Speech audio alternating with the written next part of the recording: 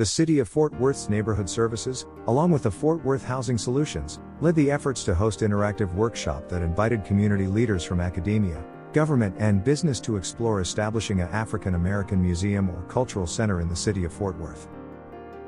The proposed center's aim will be to provide an opportunity to explore African American culture and history and its impact on the city of Fort Worth and North Texas.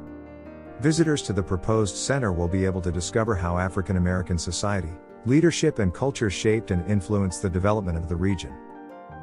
Over the course of 4 days, the panelists interviewed area leaders representing area museums, foundations, civic groups, businesses and faith-based community, to gather feedback on potential project. Fort Worth residents were also invited to share questions on this project at area venues including I. M. Terrell Academy, the city's first black school during the era of racial segregation, and the newly established Como Community Center serving residents in southwest Fort Worth. Results from the workshops will be used to conduct a more in-depth feasibility study of the center, its purpose and a possible site location for an African American museum or cultural center in Fort Worth.